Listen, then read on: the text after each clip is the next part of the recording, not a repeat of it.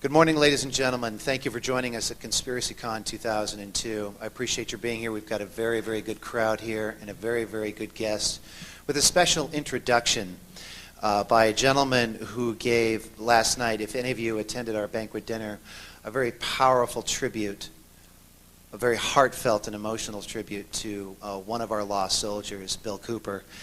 And that was given by his very, very good friend, Anthony Hilder, who gave an equally powerful lecture yesterday. I'm sure many of you saw that. Anthony Hilder wanted to introduce our next guest, and I think that's a great idea. I am going to then hand the podium over to him, and he will introduce Eustace to you. Ladies and gentlemen, with no further ado, Mr. Anthony J. Hilder.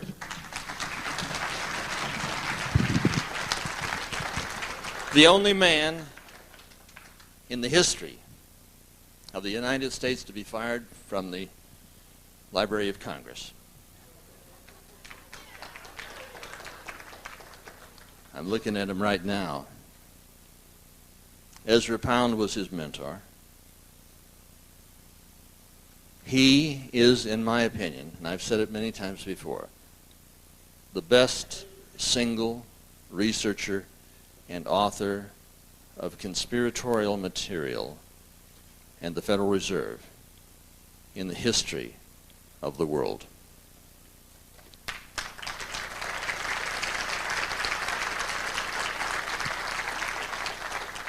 I'm looking at this guy over here. He looks much better this year than he did about 4 or 5 years ago when we were in Virginia Beach.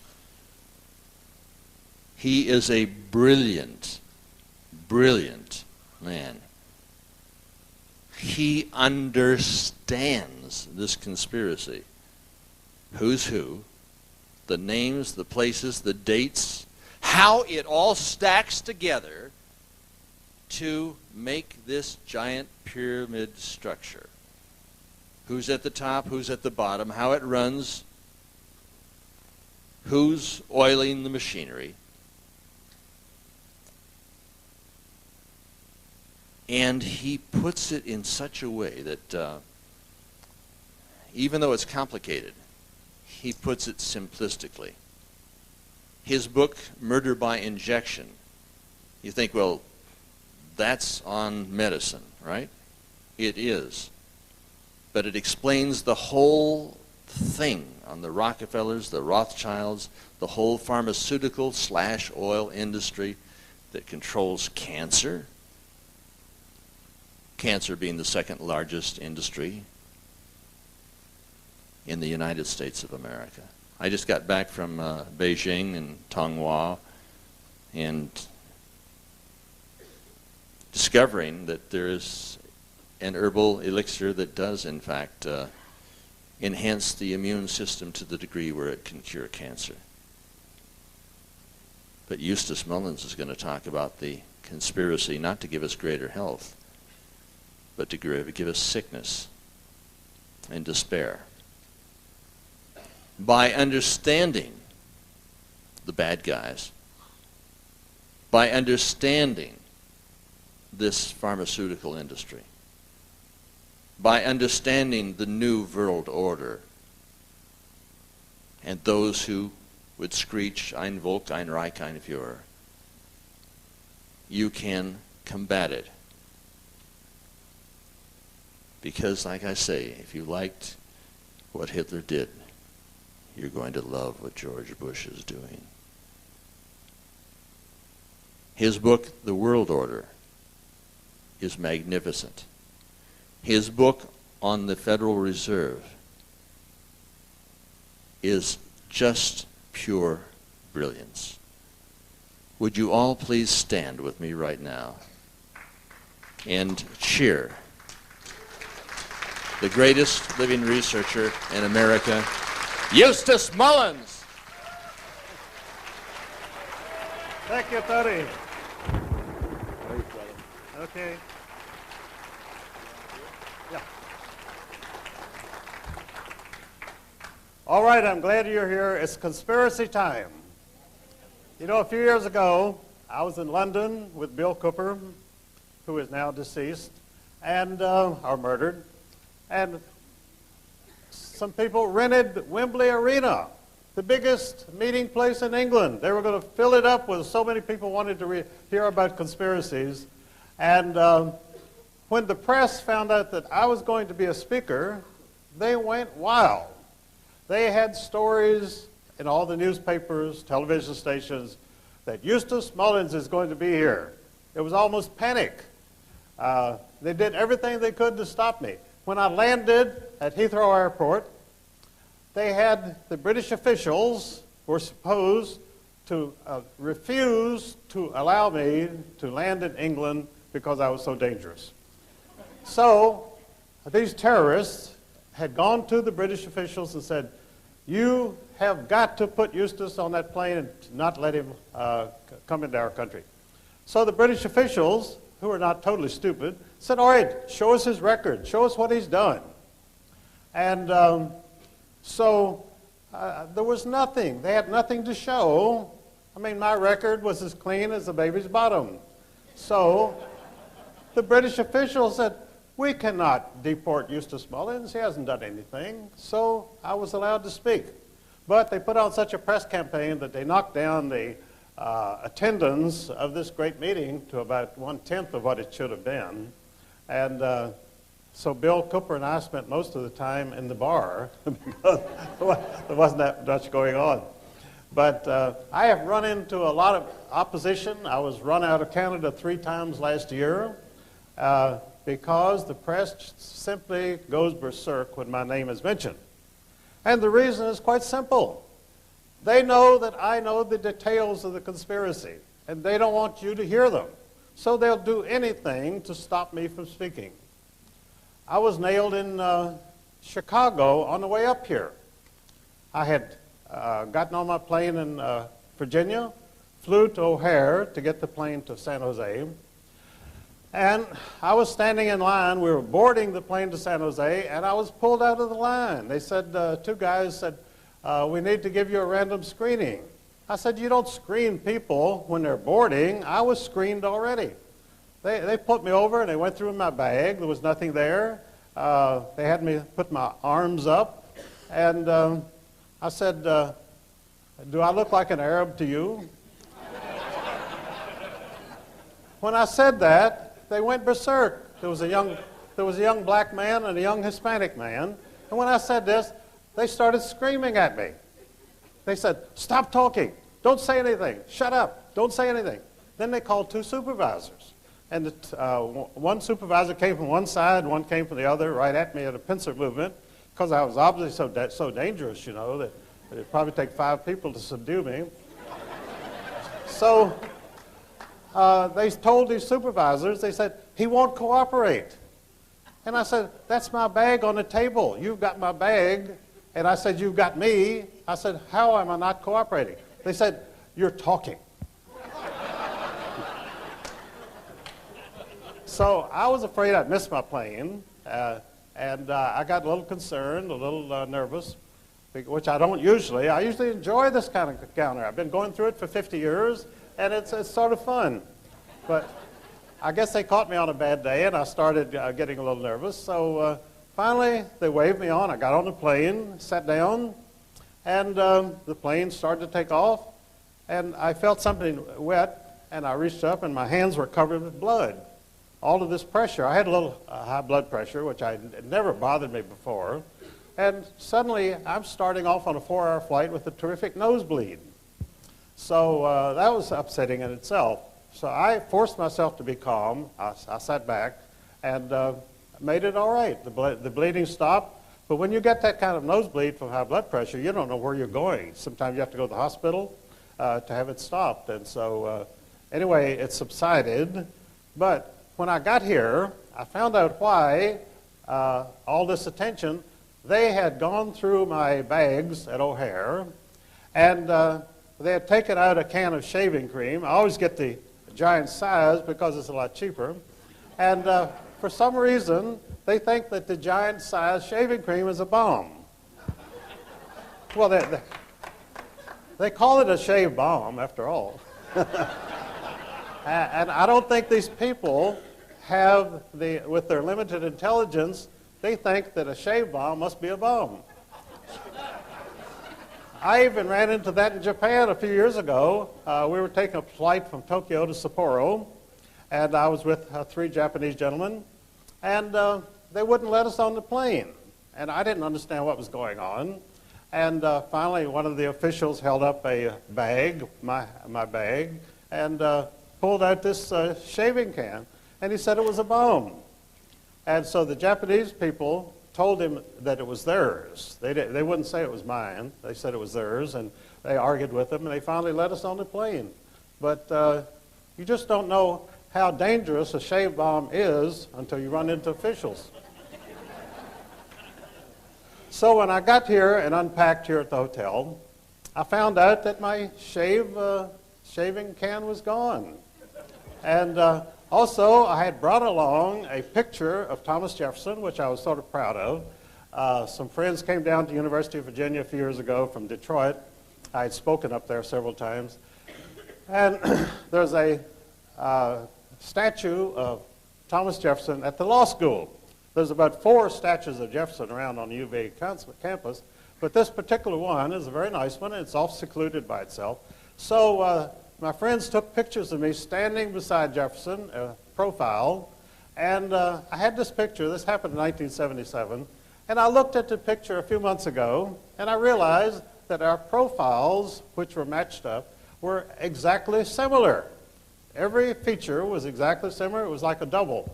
And so I brought that along. I was going to show it to you, but that picture also disappeared from my suitcase. And as far as I know, that's all they took was the shave bomb and the picture. But I know that the FBI loves to get pictures of me. I don't know why. But they've got lots of them, and they're always willing to get one more. So they got that one. I have copies of it, so I'll travel with it from now on. But I was very chagrined. I used to go to meetings, and the FBI would hop out of bushes. I was at a funeral in Culpeper of a friend of mine, George Lincoln Rockwell, a few years ago. And to get to the little cemetery, you had to walk through some bushes and through some backyards. And every bush that I passed, an FBI agent jumped out in front of me and snapped a picture. And so I thought, my gosh, I would think they'd have enough. But they always want one more, and so they got more. But this is a lot of attention. You know, I was under daily surveillance by the FBI for 33 years. I used to come out of my apartment in Chicago, and there'd be 3 carloads of FBI agents parked in front of on Lincoln Avenue, right down the street from the Biograph Theater where they assassinated John Dillinger, and 2 blocks from the Clark Street garage where the St. Valentine's Day massacre took place. Very historic area. Although at that time, there was a dump. They hadn't rebuilt it. Now it's a tourist attraction.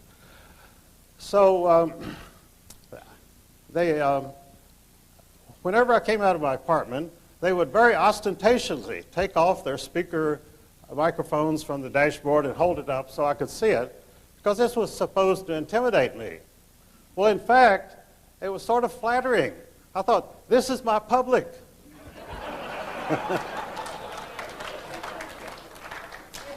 And it never really bothered me. They used to come and knock on my door, and they would say, Eustace, can we come in and talk to you? And I would say no. And they'd say, why? I'd say, because you steal things.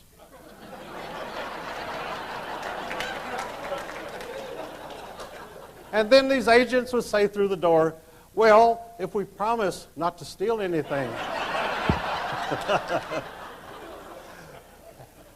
Because they were assigned to talk to me, they had to talk to me. And in fact, they waited outside of my apartment one day and chased me down the alley. They were calling Mr. Mullins, Mr. Mullins.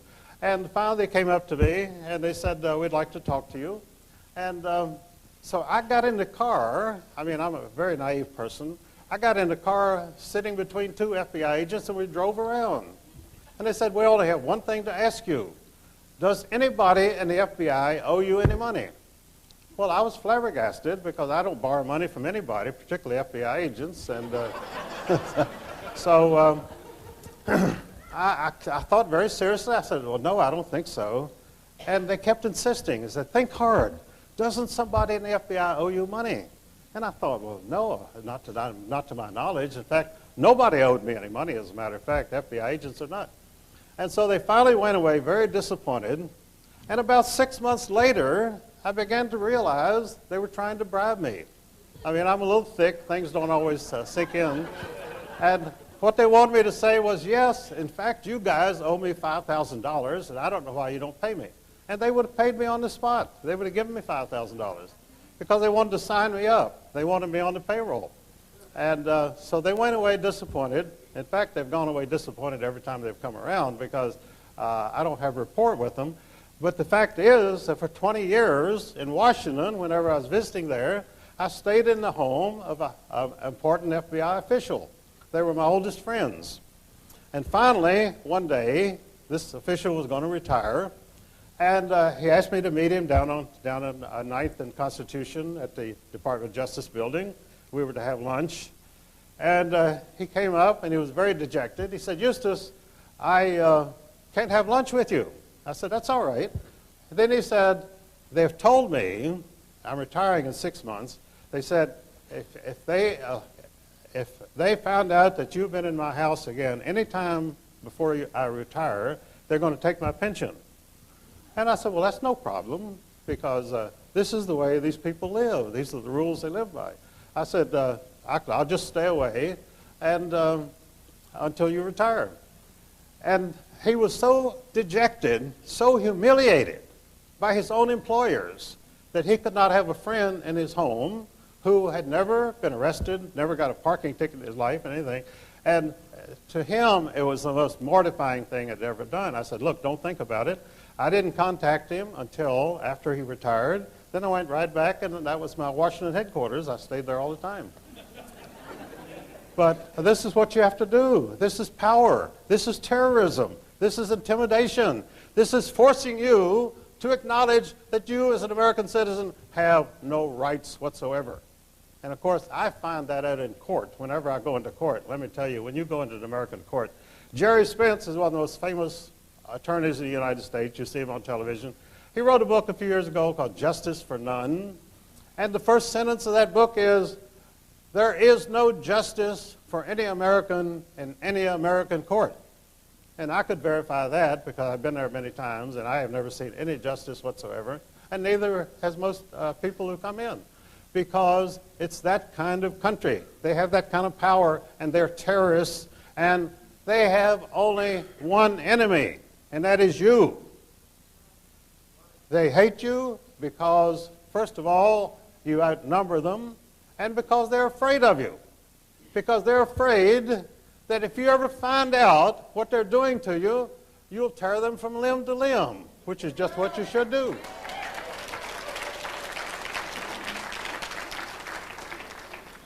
So it's a state of war, war of the government against the people.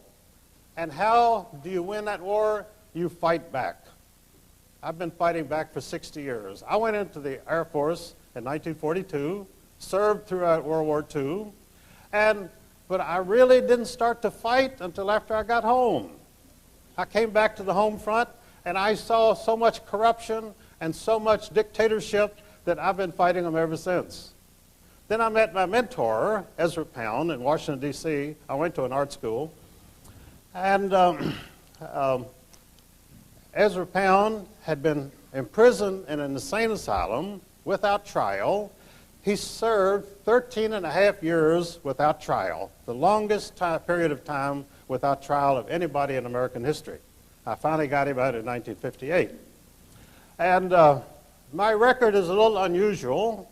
I always considered myself a patriot, but my education was entirely sponsored by three men, all of whom were accused of treason.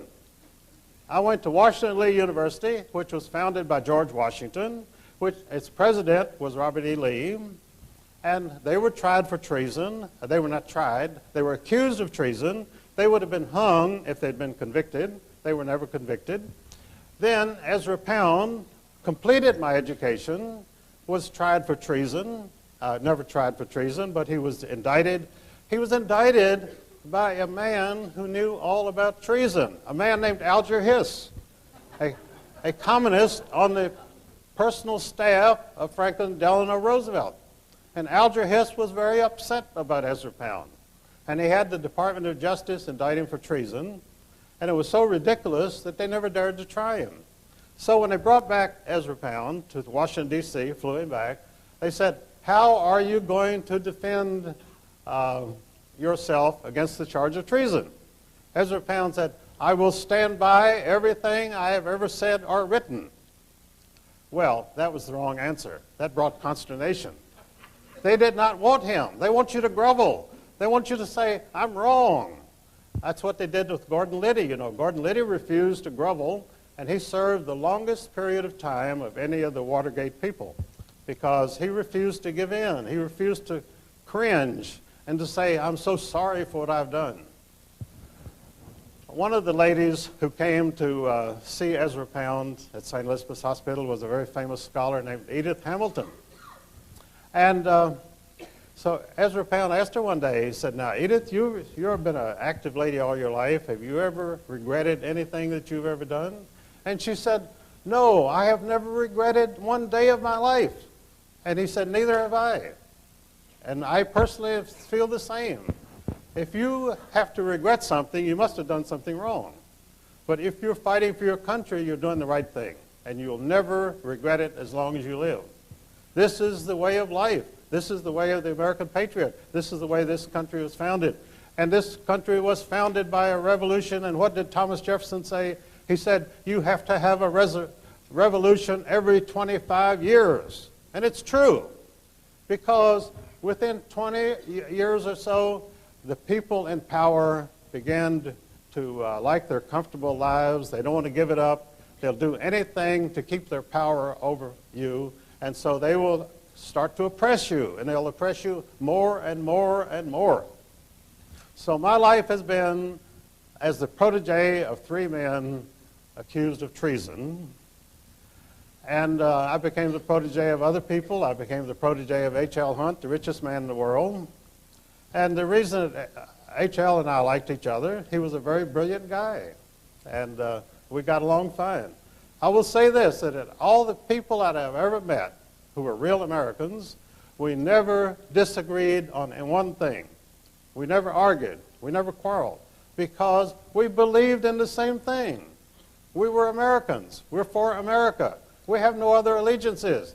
You have the President of the United States cringing in public, George W., and saying, we must defend Israel. I never heard a president say we must defend Israel or any other country. We elected him to defend the United States.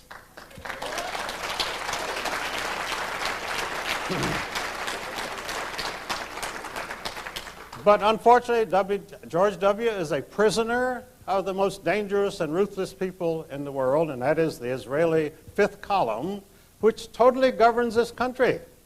You have no Congress. You have no president. You have the Israeli fifth column. And what is the fifth column there? A fifth column's function is to disrupt and destroy the country and make it the prisoner of a foreign government. And that's what these people are dedicated to doing. Kenneth Edelman, Richard Pearl, Paul Wolfowski, Billy Crystal, all these people are totally loyal and dedicated to the state of Israel. They hate America. They hate you. They would like to see you enslaved for the rest of your life, and they're doing everything they can to achieve that objective. So in my experience, there is only one thing to do, and that is to speak out and to go. I travel everywhere, and I tell people, this is Paul Revere time. This is toxin time. Sound the toxin. Let the people know the enemy is here, and we are ready to fight. And that's been the story of my life, and it's been a very interesting life and a very full life. And I've met so many wonderful people, and people like Ezra Pound who would work with me endlessly because they knew that I would carry the ball. And that's exactly what I have done. I started off in Chicago as a magazine writer, and then I went with a motor club, and we had a little newspaper which published bulletins, and every day I would call up the City News Bureau, which was a local reporter's outfit, and give them bulletins for their papers. And one of the men I used to call was a young reporter named Walter Cronkite. And I always called Walter Cronkite Walter Crankcase because he was so full of oil. And Walter Crankcase became one of the most prominent correspondents. He is still today a director of Columbia Broadcasting System, CBS. Well, he was to be replaced by a classmate of mine from Washington Lee University named Roger Mudd, who also was a descendant of Dr. Samuel Mudd, who was accused of treason because he set a man's broken leg. And this offended some people in Washington, so they put him in prison for life. And so Roger became a very good journalist, didn't have a mean bone in his body, and he interviewed Senator Kennedy on his television program once. And Kennedy poured out this story about how he fought against the raging tides to save his pregnant girlfriend. And I go to Martha's Vineyard every year, and I have seen the place where this tragedy occurred. The water is 4 feet deep. Now, you couldn't even drown Chandra Levy in water 4 feet deep. So that's where the pregnant girlfriend drowned. And so Kennedy got so agitated about tourists coming there that he had the Massachusetts State Highway Department tear down the bridge because he was running for re-election, a tight re-election, and hundreds of people were flocking to see the bridge and driving down there. So he had to rip out the whole bridge. I think they put it back now, but for about 5 years you couldn't even drive down there. But these people are so cowardly. They're fearful all the time. They don't enjoy their power because they're so afraid of you. And so what you've got to do is to hate them as much as they hate you, frankly. I'm not an apostle of hate, but that's what you have to do. In your own self-interest, you have to know these people, know what they're doing, know what their programs are, and that's why they go after me with all these newspaper stories, TV denunciations. I spoke at a meeting of the Constitution Party, Pennsylvania, a couple of weeks ago. I was invited to come and speak. When I got there, they had backed down. They didn't make a reservation for me at the hotel. And they said, well, we're told that you're anti-Semitic. And I said, who told you that? Bring them in. Let me hear the witnesses. Well, they didn't have any witness. They had some words typed on a piece of paper, paragraph, which they claimed was from one of my books. It's a book that I never even published, and I haven't seen it. And they didn't have a copy of it. But they said, did you write this? I said, certainly not. Then they said, well, will you, before you speak, will you assure the audience that you're not anti-Semitic? I said, certainly I will, and I did. And so I balked them at every turn, but I finally had to sue them. I threatened to sue them to get my pay because they refused to pay me.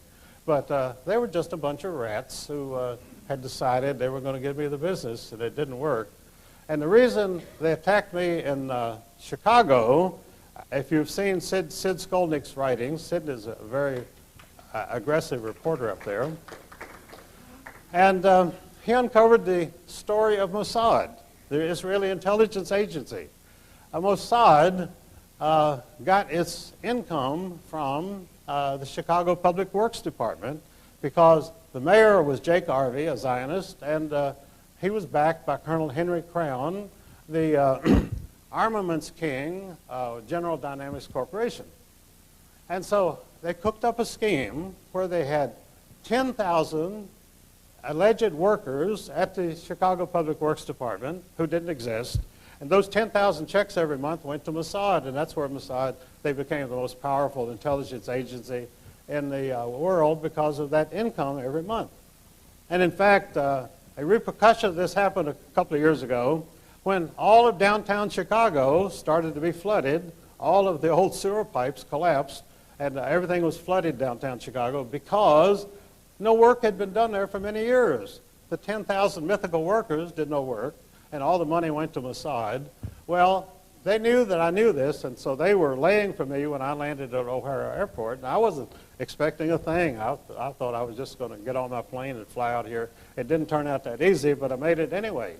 Because whatever you do, keep going. Don't look back. And Satchel Paige used to say, if you look back, you'll see whether they're gaining on you or not. And you don't want to do that. Just keep on running. And that's the way to go for it. But as I say, they kept Ezra Pound in prison for 13 and a half years. And I met a newspaper man who, a congressman owed him a favor. His father owned a newspaper in North Dakota, the biggest newspaper there, and he backed Usher Burdick for election to Congress. And so Usher Burdick owed him a favor. So Rex went to Usher Burdick and said, I took Rex to meet Ezra Pound, and Rex talked to him, and he said, well, you don't belong in here. And Ezra Pound said, don't you think I know that?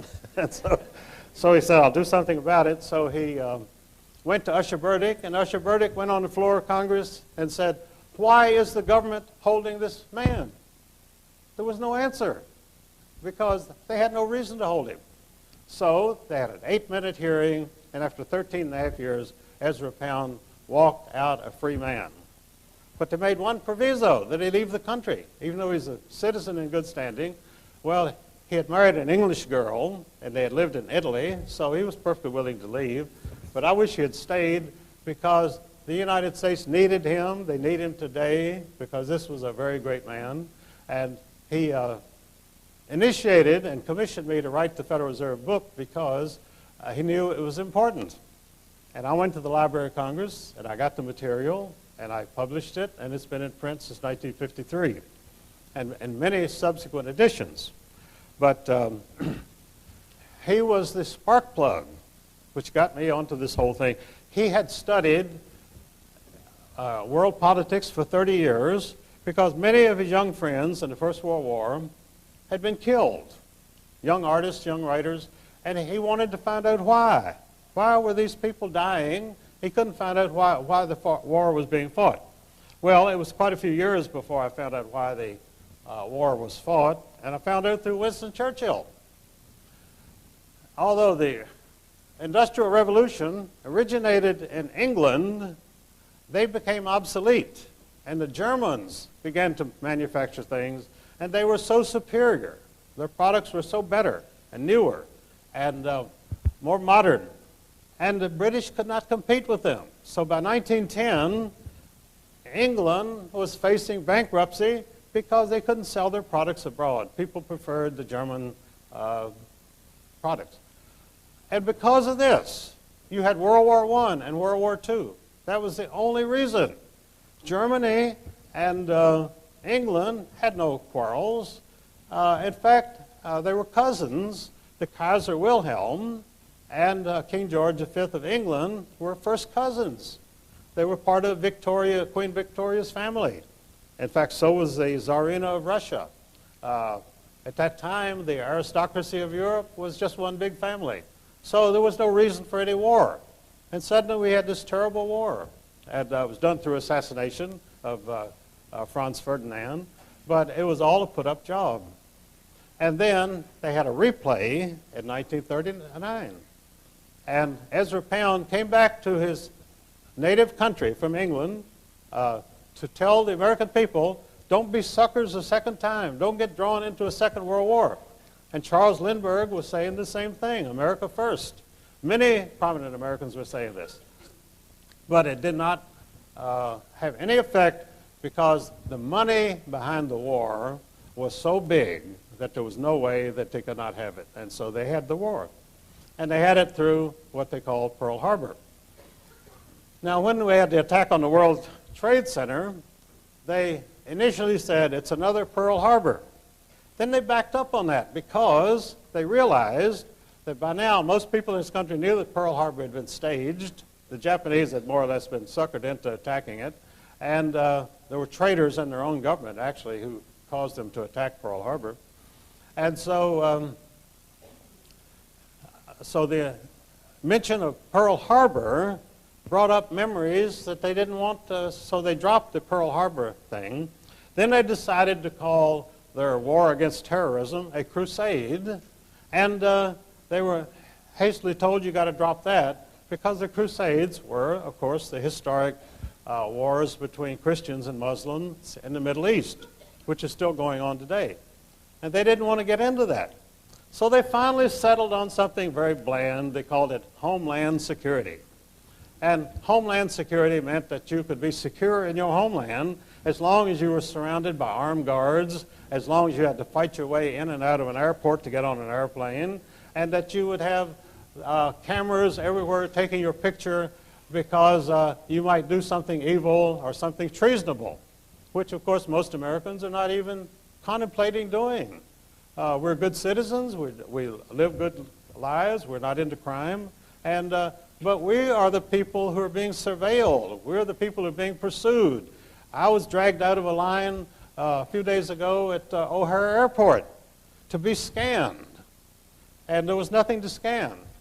And when I put my arms up, they said, "Don't put your arms up like that. You're supposed to do it like this." And I said, I'm not used to being arrested. You'll have to tell me what I'm supposed to do.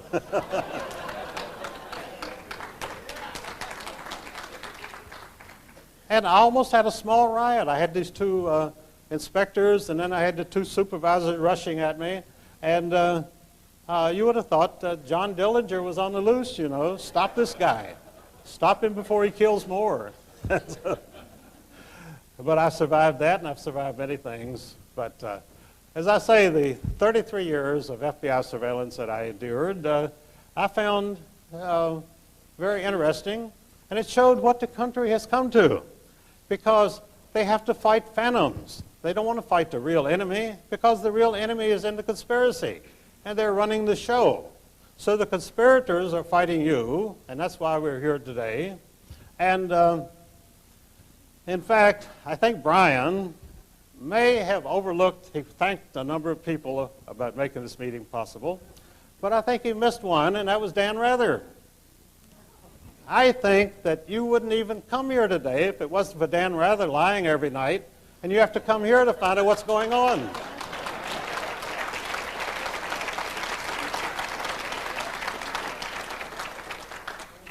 If Dan Rather would tell the truth, if the media would tell the truth, you wouldn't need to come to San Jose. You could turn on your television and see what's going on, bring you up to date. But because they give you nothing but lies, nothing but propaganda, that's why we have this meeting, and that's why we're fighting the conspiracy. Because we're tired of being lied to. We were lied into 2 world wars. We were lied into Korea. We were lied into Vietnam. The Cold War hoax, I've written articles about it for years. I called it the $5 trillion hoax. The Cold War was created out of nothing because... Like our money? Well, I'm getting to that. The Soviet Union was created with our money. The Federal Reserve Bank of New York put up the money for the Bolshevik Revolution. The Bank of England put up the money for the Bolshevik Revolution. And in fact, in Hitler Germany, the German banks and the German industrialists didn't like Hitler. They wouldn't give him any money. So the Rothschilds had to have the Bank of England finance the Nazi movement. And at the end of the war, when they tried the Nazi so-called war criminals, they never touched the bankers who had the Baron Schroeder, and one of the members was a director of the Bank of England, and they were never indicted. They were quietly released, and the people that they indicted and tried at Nuremberg, of course, were the figureheads. But the real powers behind World War II and the Nazi Party were never tried, and have never been tried to this day, because their minions were tried and executed. And in fact, in my book on Murder by Injection, I point out that they actually went after some of the officials of IG Farben in Germany, and IG Farben was controlled by the Rothschilds. They had an American branch of IG Farben, which Paul Warburg, founder of the Federal Reserve System, was a director. And IG Farben's goal was to control the chemical industry of the entire world. And so they set up an American branch and a South American branch and a European branch. and it was the IG Farben people in Germany who were tried and executed for experiments on prisoners. And they have carried on those same experiments on prisoners in this country ever since, and nobody is arrested. They give them $1 a day for enduring these experiments. The same experiments that people were hung at Nuremberg for doing in Germany. So what's good in one country is not necessarily good in another country, apparently. But I do say that under this conspiracy, in the United States today, anything goes. And that's the problem. The courts will stand up for anything. They will not let the citizens get into court and seek legal redress because they are stacking the cards against you. And I've had many legal experiences. I've got a lawsuit going on in Virginia right now against a doctor in a hospital because they tried to kill me, which is understandable. I went to the hospital one night and I had some heart fibrillation. And so they went into the emergency room, and the nurse in the emergency room said, "Are you the one that wrote that book?" Well, that makes you a little nervous. They know who you are. And in fact, one of the biggest problems, the 8th leading cause of death in the United States is physicians' errors. 8th leading cause of death, 93,000 a year. So they have reason to be nervous because they don't want any supervision, they don't want any investigation, and one of the biggest problems in the medical field today is iatrogenic medicine.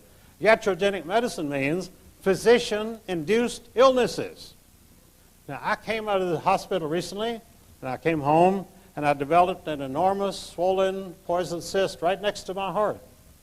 And I thought, boy, this is bad. Well, I had it operated on. Then I developed Bell's palsy. My whole face was paralyzed. I'm still squinting right now, so believe me, it's if I look a little sinister, it's not my problem because that was done to me by the doctors. So I have suits against them, and they are frantically trying to dismiss it. Insufficient cause of action. Trying to kill you is not a cause of action in American law. So we'll see how that goes, but this is how they operate. And so anyway, I got Ezra Pound out of prison, and my latest project is to show the Israeli fifth column in the United States. And that, the Assistant Secretary of Defense. You know, a few days ago, we had a big meeting in Washington, D.C., and who was there but the acting Deputy Secretary of Defense, Paul Wolfowitz, leading a rally to help Israel. I mean, he's working for the American government, but you'd never know it from his actions because he and all of his cohorts were there on the mall in Washington having this great rally to help Israel. Because at least they're honest about what they're doing. They're frank about it. They're not trying to deceive anybody. They're not going to do anything for the American people, but they're going to devote their life to Israel. And I think that's fine. I think they should go there and devote their lives to Israel. But just get out of this country.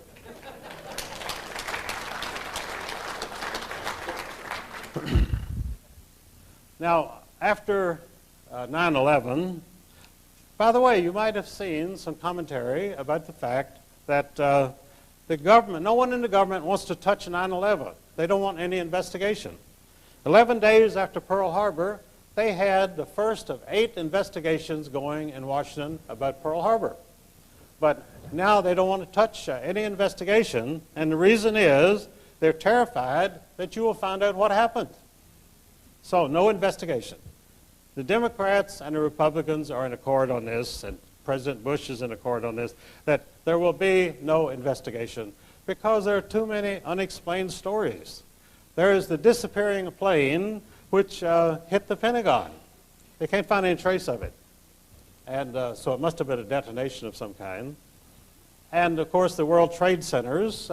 If you've ever seen demolition buildings on the television, you see how gracefully the thing sinks to the ground. Well, this is exactly what the Twin Trade Towers did in New York. you saw them sinking gracefully down.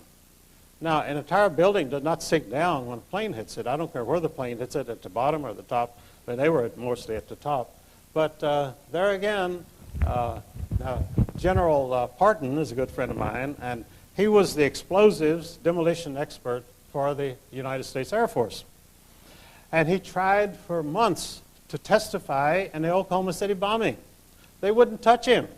They wouldn't let him testify because they didn't want his expert witness testimony.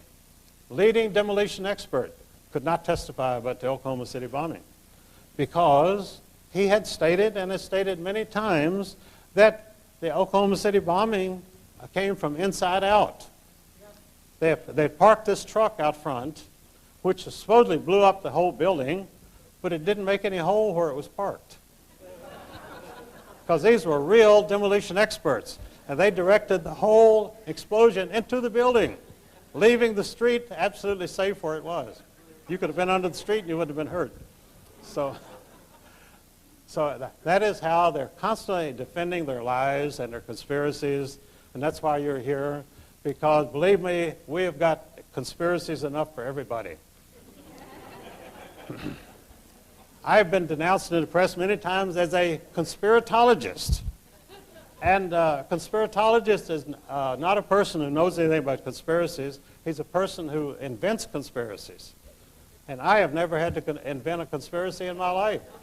I can't keep up with all the ones that are already going on.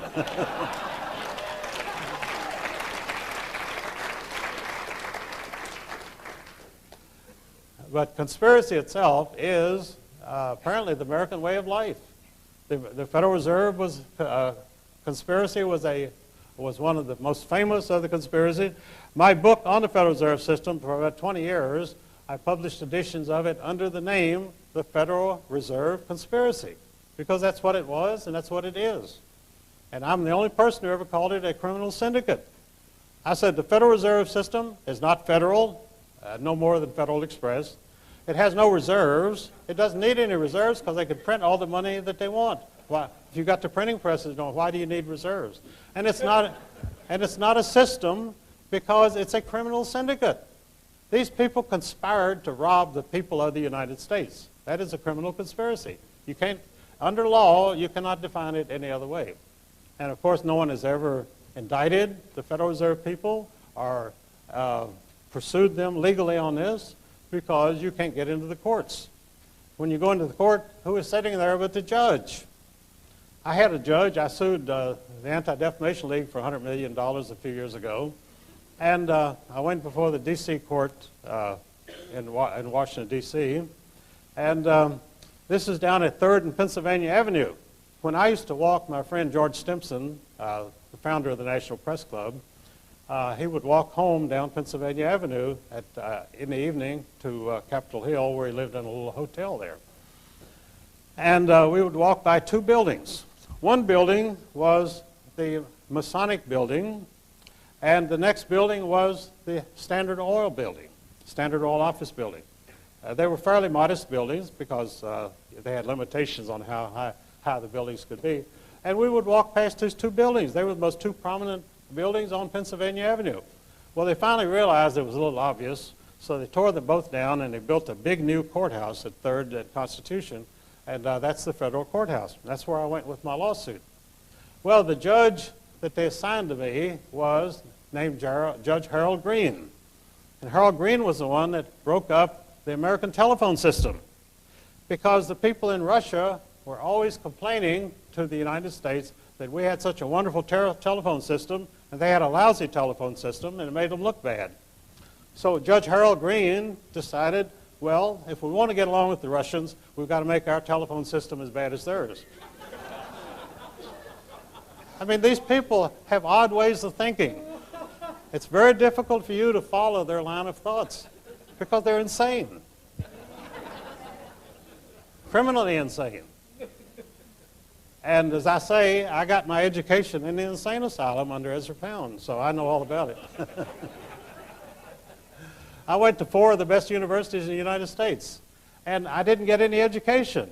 And we were all veterans, and we would have meetings at night, and we'd say, what's going on? we're not getting any education here at these famous universities. And they didn't know what to do about it. They were very concerned, and the professors were all like scared rabbits. They were scared to death. They were scared to open their mouths. And, you know, we were fighters. We were young people, and we were willing to fight. And we could not understand why these professors, who had very secure positions and lived well, were so scared.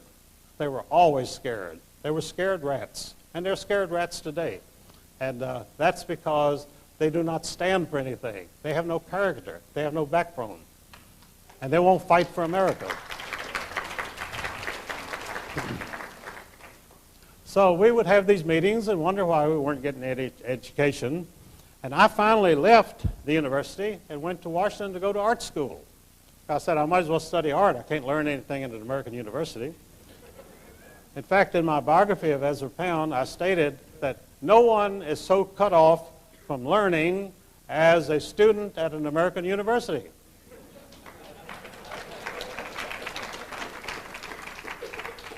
I wrote that in 1959, and it's just as true today as it was then.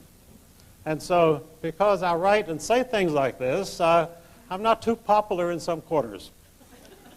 But that doesn't bother me because I'm not looking for popularity. I just want to tell people the facts and let them, I want to give people information so that you can act on it, because one person alone cannot do it. But the American people are a sleeping giant, and we're beginning to wake up, and I see it every day, everywhere in this country. We're fed up. We realize that we've got to put an end to these lies. We've got to put an end to this corruption. We've got to put an end to this treason. We cannot have a foreign fifth column running the government of the United States. It's as simple as that.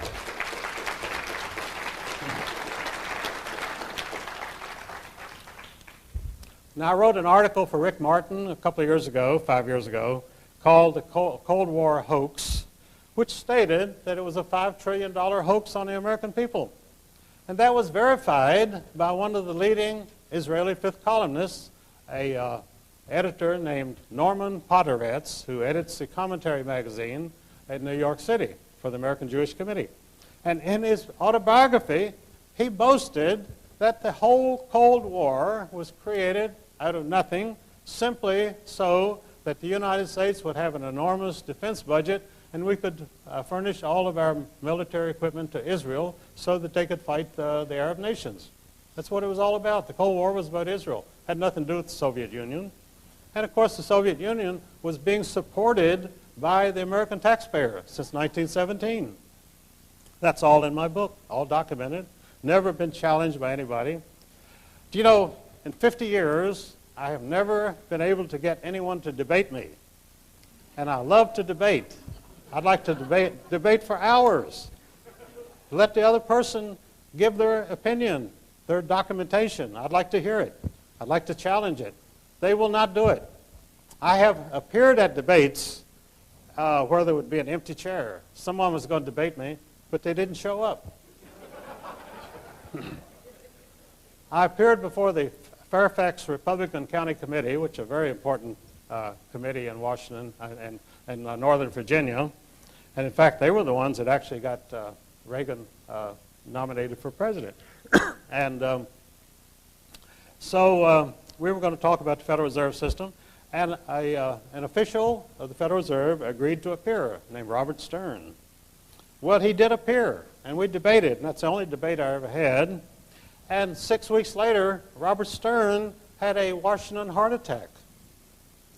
So nobody's ever debated me since, because I guess they realize it's just too damn dangerous. But I've seen so many things like that happen. And as I say, the Cold War was totally phony because we had created this demon, this monster, which did not exist. Russia was and is and always has been a third world nation.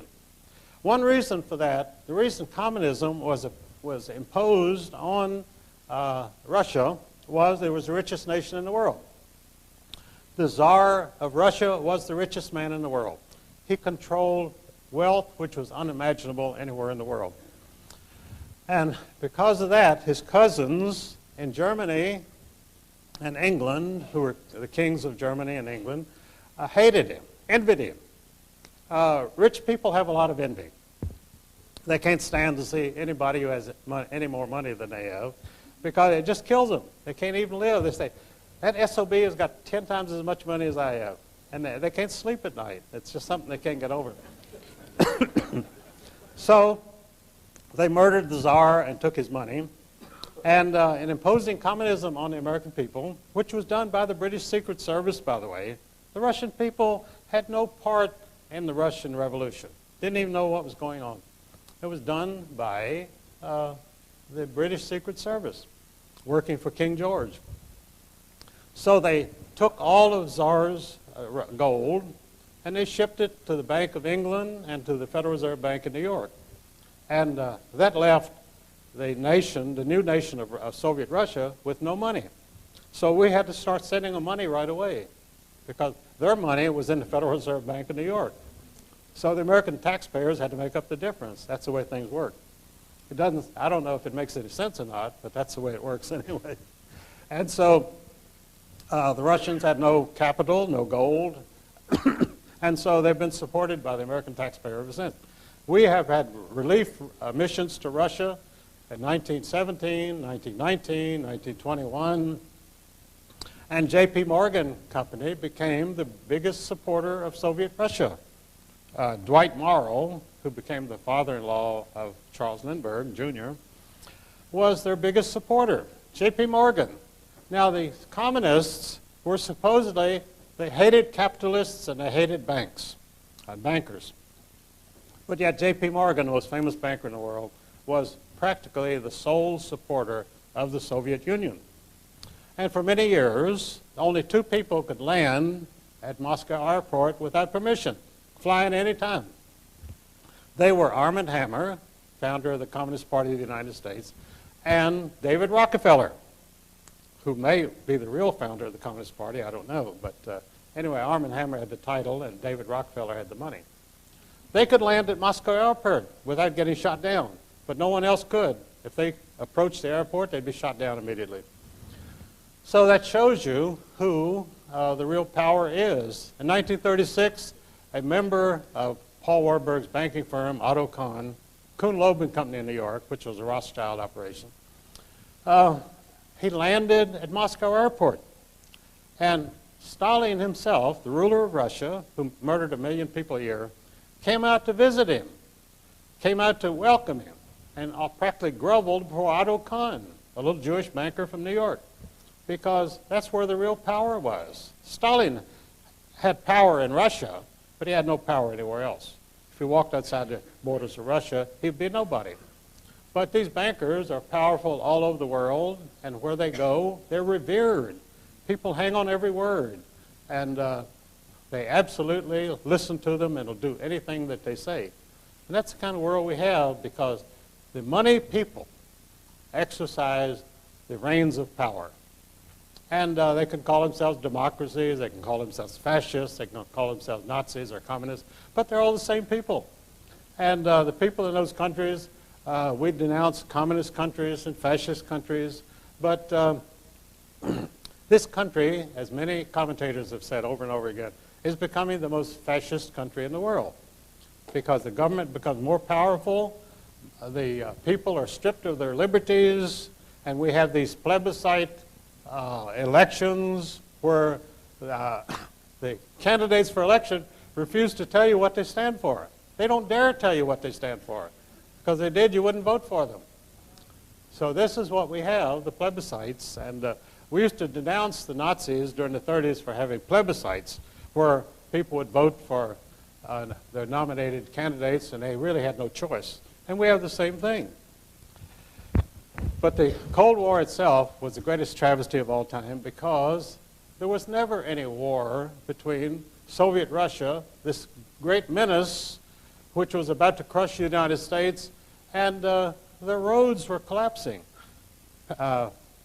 Paul Roberts and other economists visited Russia during the 1960s, 1970s, and they were appalled. They said, this is a third world country. Why are we afraid of this country? Because the American people were not informed of this.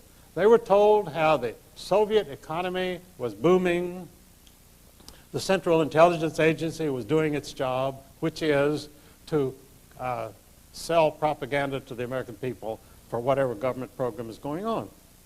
And the CIA was issuing these glowing reports every year of the enormous Soviet army, the most powerful army in the world, and the Soviet economy, the fastest growing economy in the world. And we were reading this. These were official CIA reports. They'd give them to Congress, and Congress would say, now we've got to increase our defense budget again. We're spending $280 billion a year. We've got to increase again because the Soviets are becoming more of a menace every day. And the Soviet Union did not even exist as a military power. They finally went into Afghanistan, and a few tribesmen in Afghanistan crushed them, and the whole country collapsed. That was the end of communism because they went into Afghanistan. So it was obvious that they would never have attacked the United States. It wouldn't have lasted 2 days. But this is the sort of misinformation that you get from official sources. And because of this kind of information, we do not know what's going on. We have to make decisions about our country when we don't have the facts. We have no information. That's why you're here today, to get your information, because you don't get it from the press. You don't get it from Dan Rather. All he's doing is carrying out the government propaganda. And we don't need any more propagandists. We want the truth. And that's why we come here. And this is a growing sentiment throughout the United States. Now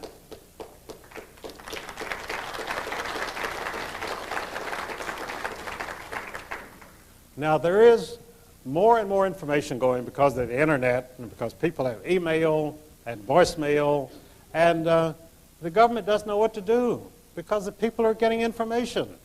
They're not depending on the CIA. They're not depending on the FBI.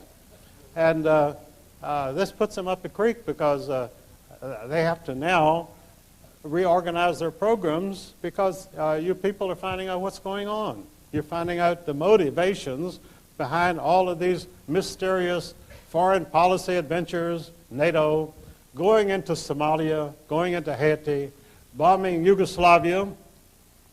You know, the old Nazis must have felt real good about bombing Yugoslavia because Hitler had this ambitious plan for bombing Yugoslavia into rubble during World War II. And those plans were interrupted by his war against Russia. So it never happened.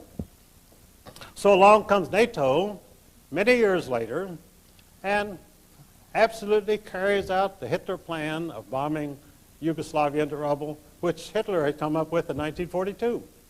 It took them a few years, but they got it done.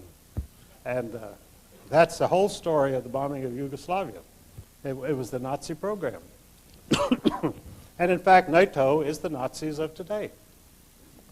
And I was told this in Japan, of all things. The granddaughter of the last emperor, Meiji Emperor, told me this. And she had gone to Yugoslavia to talk to Milicevic and to tell him this. And he knew it. That's why he's on trial today. He's on trial because he opposed the Nazi bombing of Yugoslavia by NATO. And so he's on trial for his life as a supposed war criminal. And I don't know what happened in Yugoslavia, and I don't think anyone else will ever know. But you haven't heard much about his trial lately because things disappear from the press. It's very interesting. They have an arch criminal, and they're going to have a trial, and they're going to wreak vengeance on this terrible criminal. Then suddenly it all kind of fades away. Nothing happens. You remember the great furor about anthrax after 9/11. Well, anthrax was the greatest danger in the world. Everybody was talking anthrax, and a senator said he got a letter with some anthrax in it and so forth. And we were supposed to be terrified of anthrax. So I wrote an article for Rick Martin, which I titled, "Anthrax is as American as Apple Pie."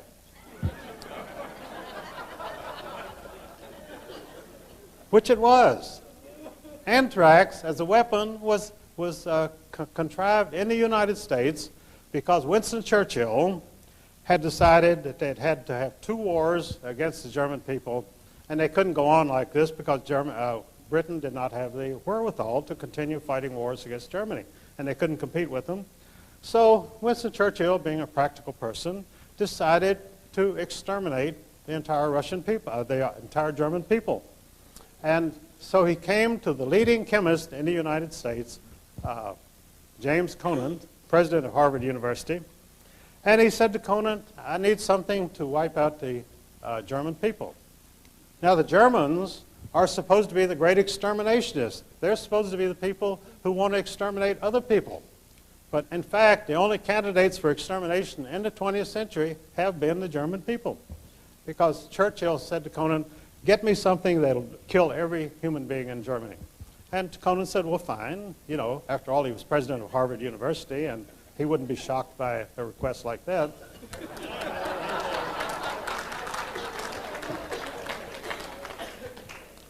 So he finally told Churchill, he said, I think anthrax would be the thing to do it. And so Churchill says, go ahead and develop it. And he developed anthrax cakes, which would be dropped in Germany. And it would be fodder for animals, which was impregnated with anthrax. And the cattle would eat this, and then the people would eat the cattle, which the Germans would eat the cattle, which were now heavily impregnated with anthrax, and they would die slow, agonizing deaths.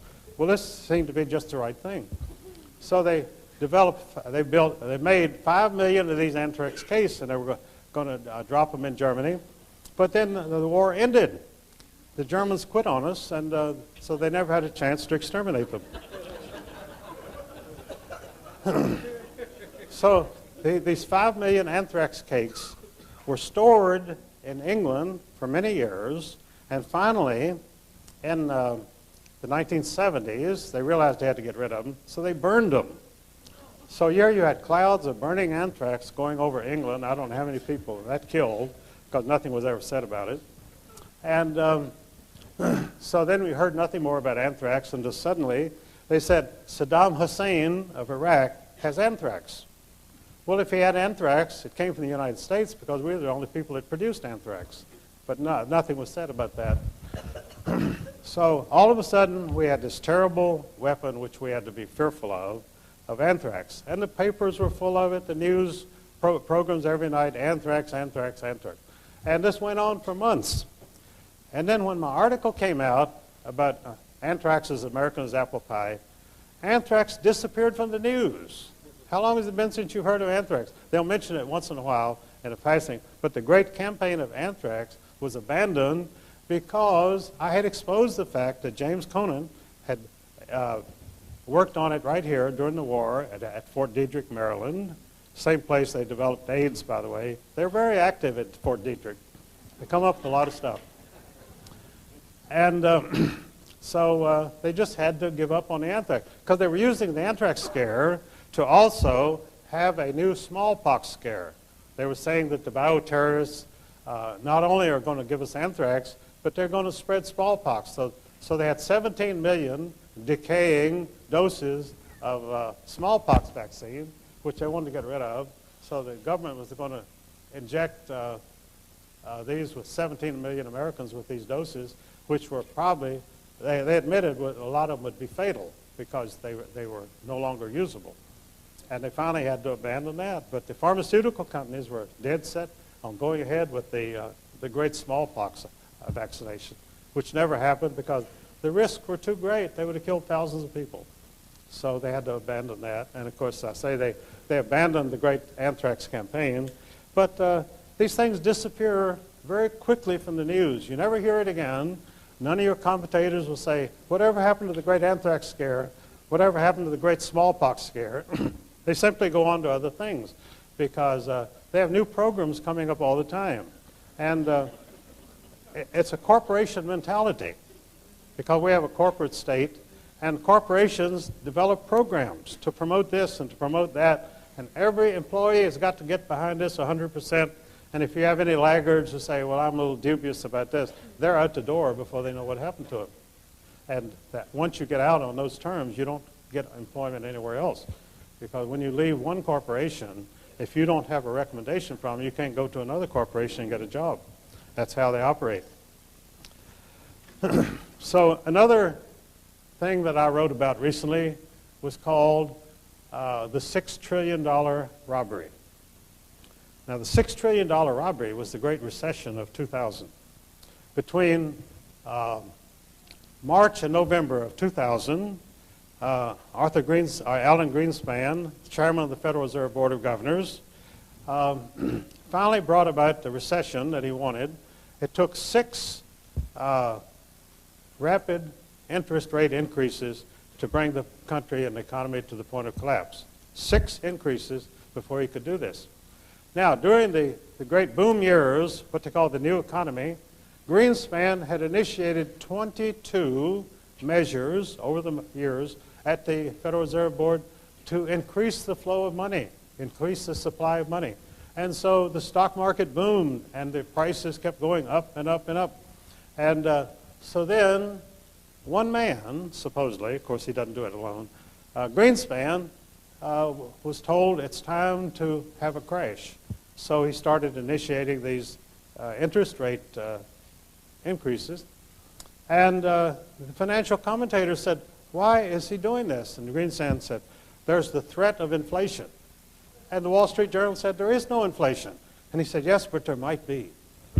Some point in the future, we may have inflation. So we've got to act now promptly so that this inflation won't develop. And so, and of course, it was all fake. Everything these people do is fake and lies. They have no background whatsoever for it. Milton Friedman has said for 50 years that the Federal Reserve has caused every financial problem in this country since it was initiated in 1914.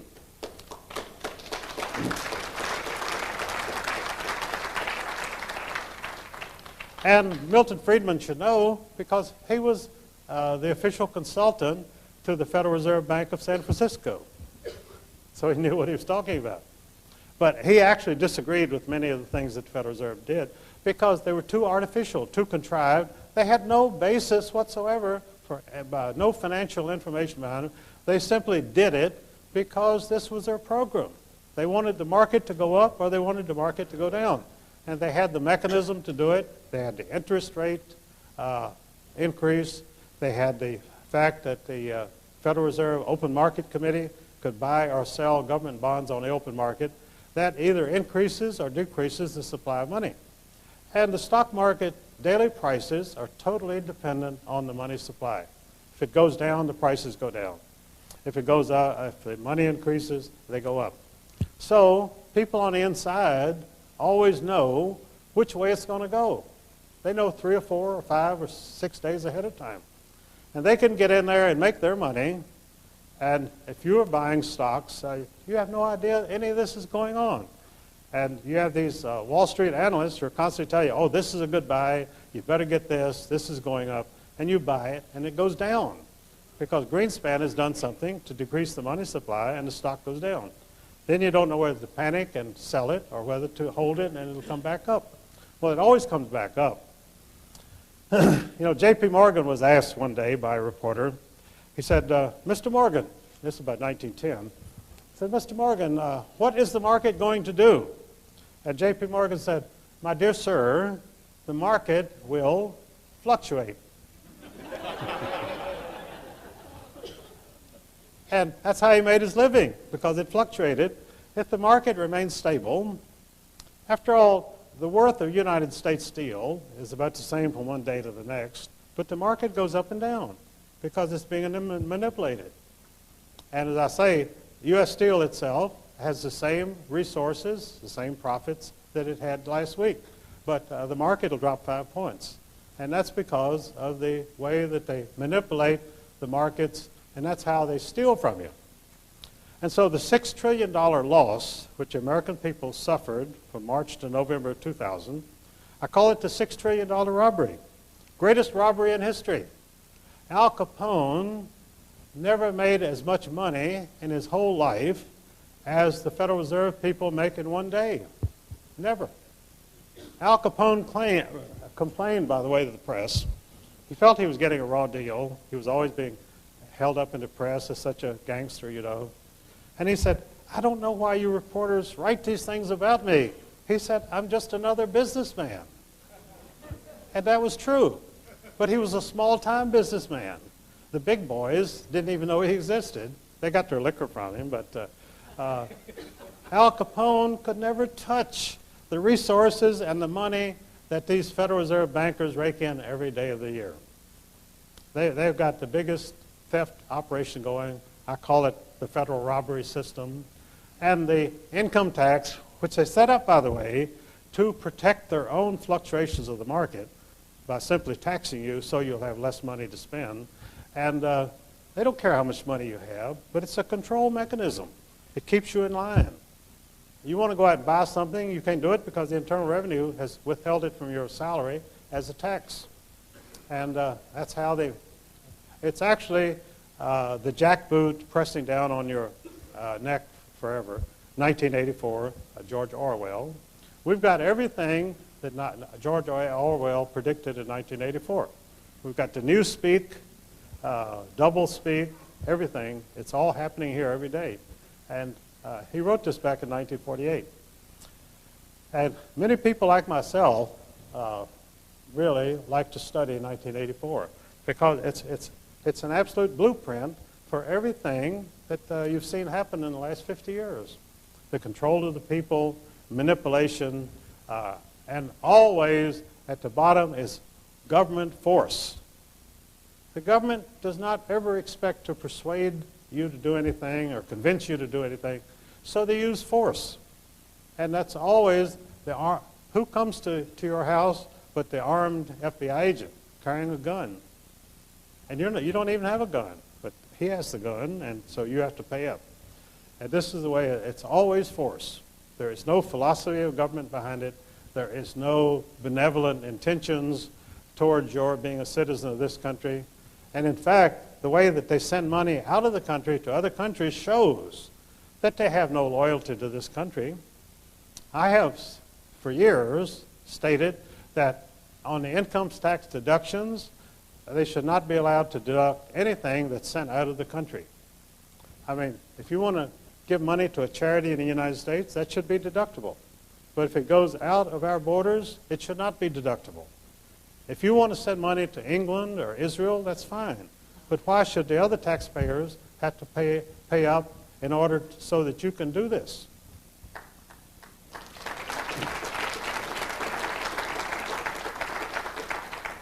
And you know that for 50 years, I'm the only person who's ever made that proposition. None of your politicians in Washington would ever touch us with a 10-foot pole because it's the foreign payments which they live on, because that's where the big kickbacks come out. Because when they send $10 million somewhere, they get about $1 million kickback, and that's why they do it. I mean, these congressmen, these politicians, they're not philanthropists.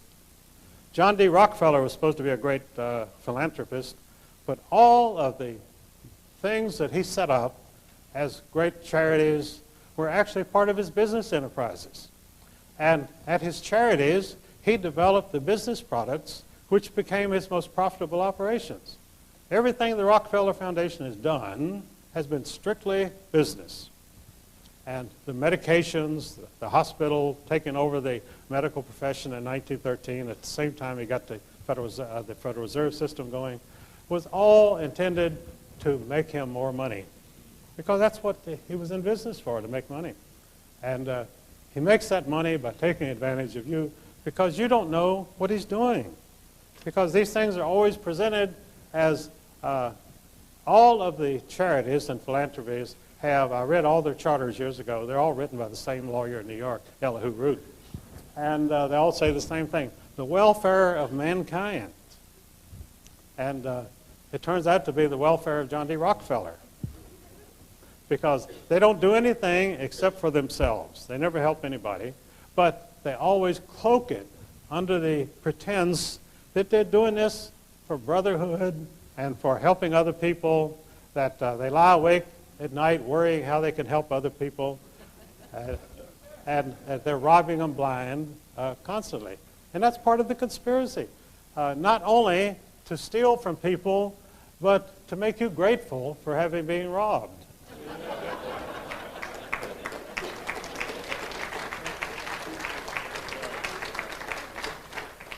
And it takes a real philanthropist to do this.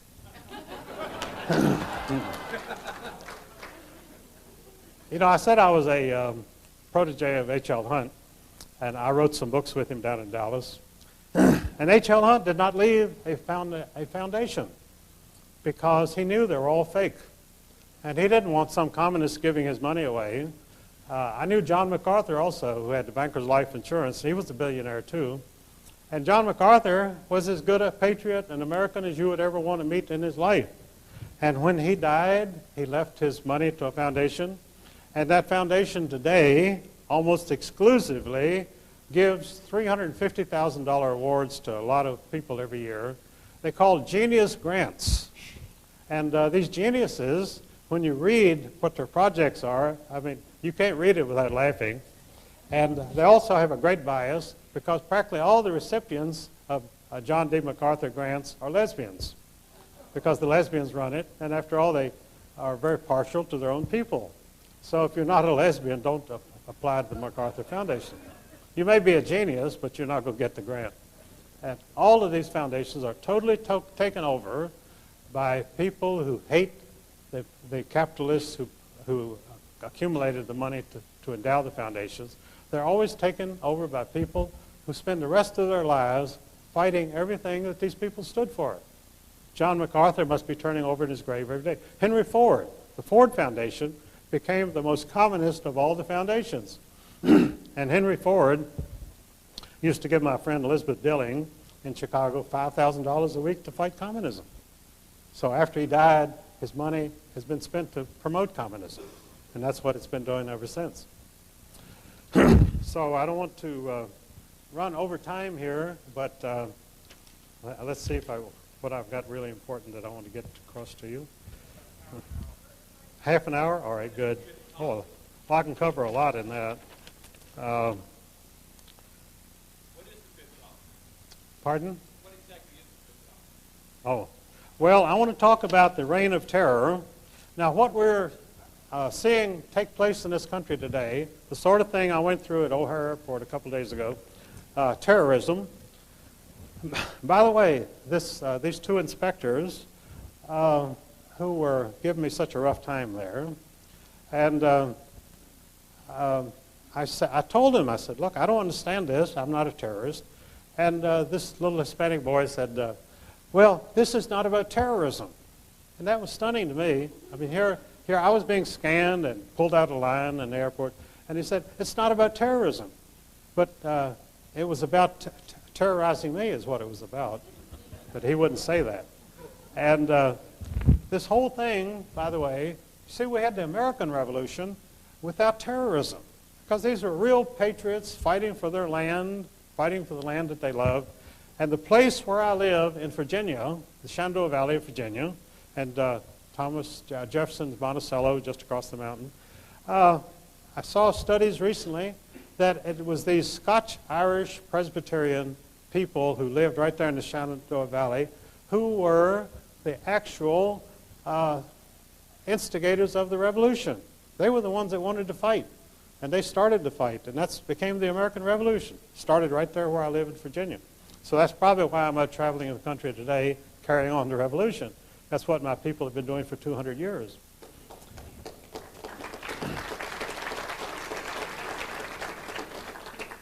So we had an American Revolution without terrorism, but they had exactly the opposite in France, because the French Revolution was driven by hate and envy. The people wanted to kill the aristocrats, and the reason they wanted to kill them was they were inspired by the Rothschild bankers. The Rothschilds had become very wealthy, and they now had money to instigate revolutions on their own, so they instigated the French Revolution. And as the revolution progressed, they instituted a reign of terror. And they very quickly killed most of the aristocrats. Well, they ran out of aristocrats, but they still had the bloodthirst. So they started killing peasants. They put hundreds of peasants onto rafts and floated them into a lake and drowned them. They sunk the raft and drowned them. They were bound so they couldn't swim. And they were killing them. They were killing peasants right and left. They did the same thing. Stalin did the same thing in Russia. He killed 10 million peasants. And this was in the Ukraine, which had been known for many decades as the breadbasket of Europe. Well, after Stalin murdered the peasants because they didn't fit in with his 5-year plan. And the 5-year plan, of course, was drawn up by people who had never been on a farm in their life. They were intellectuals who spent most of their life in libraries. So they drew up these ambitious 5-year plans, and the peasants didn't fit into it, so they massacred them. Then they had no wheat, because obviously these commissars in Moscow couldn't go out into the fields and plant wheat. They wouldn't know a wheat seed if they saw it. So Russia's been starving ever since, and we've had to support them ever since because they don't have enough to eat, and they're starving today. This is what happens when you have what they call state planning.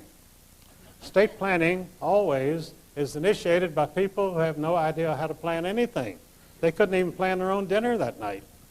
And they plan everything in the country, and everything starts to collapse, and it just keeps going downhill. So that's the situation. You have a modern economy, you have industry, and yet it's run by lunatics. You know, Ezra Pound, when he finally left the United States after being released, he was asked by a reporter in New York, he said, Dr. Pound, how does it feel to get out of the insane asylum? And Ezra Pound said, don't you know that all America is an insane asylum? That was his parting words when he went back to Italy. And when you see state planning, you have to think it is an insane asylum. And you get the feeling in Washington, I practically grew up on Capitol Hill, and one of the things I did there was to work for Joe McCarthy. And I am a member of the McCarthy Committee today in Wisconsin. And the John Birch Society, after Robert Welch died, the guys who took it over or inherited it from Welch, they sold off all of the buildings up there, made a lot of money, and moved to Appleton, Wisconsin. They were going to take over the McCarthy Foundation. And the first thing that they did, when they got to Appleton, they said to the committee, you've got to get rid of Eustace Mullins. And they were nonplussed by this because I had been the spark plug of the thing for some years. And there were some older people in it, but they were in their 80s and 90s, and they died off. And so I was almost the last survivor. And these Birch people came in and said, you got to get rid of Eustace Mullins. In fact, whenever I'm into something and people come in, the infiltrators, first thing they say is get rid of Eustace Mullins.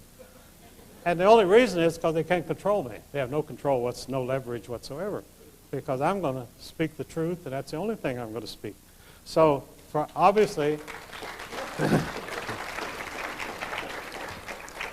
this is the great stumbling block. Before they can go on with their ambitious plan, they have to get rid of me. And they always try. They work very hard.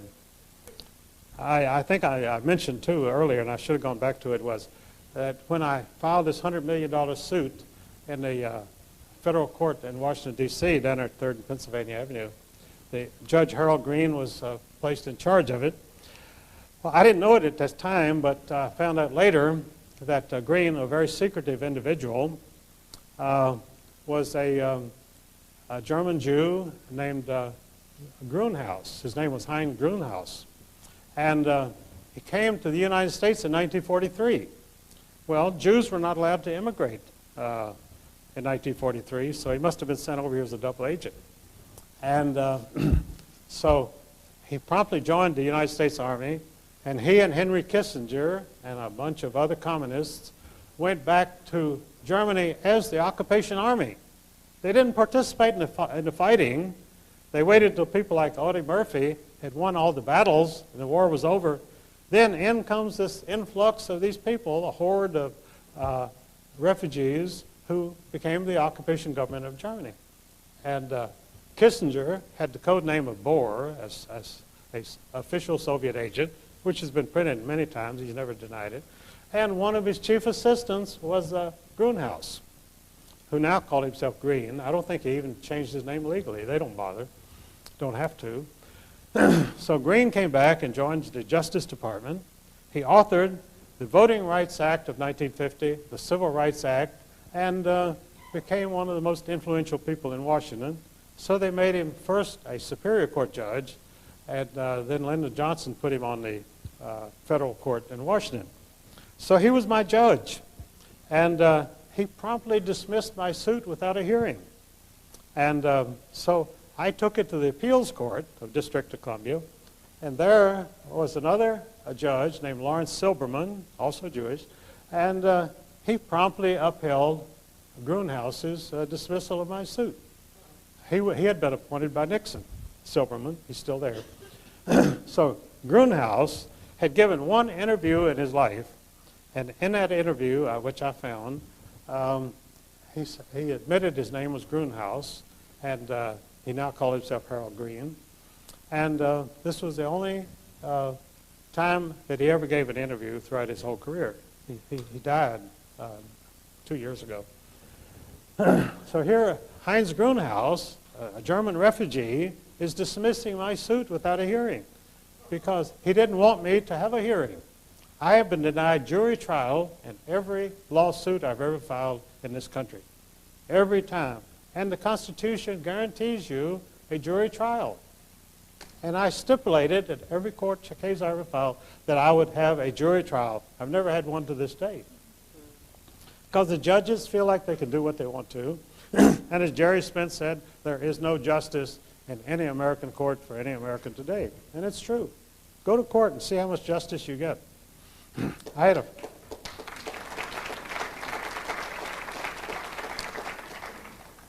a friend named Tom Donahue, and I started him in a radio program. And he's a refugee today. He's on the lam. I haven't heard from him for some years. Because he went before Judge Barefoot Sanders in Texas, and Sanders would not even allow him. He would only give him 10 minutes to present his own defense. And it was a trumped-up charge. And so they sentenced him to 8 years, and then they allowed him to walk away because they didn't want to keep him anyway. So he's hiding out somewhere here in California, probably. I couldn't say where, but I haven't had feelings out here. And I've had a lot of people who had to go on the lam. Tupper Saucy was another friend of mine. He was on the lam for 5 years. Finally came back and did a year in Atlanta, and he's out now. But these people thought they would go to court and get justice. They didn't know there was no justice there. You can't get something they don't have. And you can't bring it in with you. So Tom Donahue, after I started this radio program, he became the biggest promoter of my books. And so I was on talk shows for 5 hours a day there in Florida, 3 hours with Chuck Harder. They ran Chuck out of business because he had me on. Has no program today. I did 3 hours with Chuck Harder and 2 hours with Tom Donahue.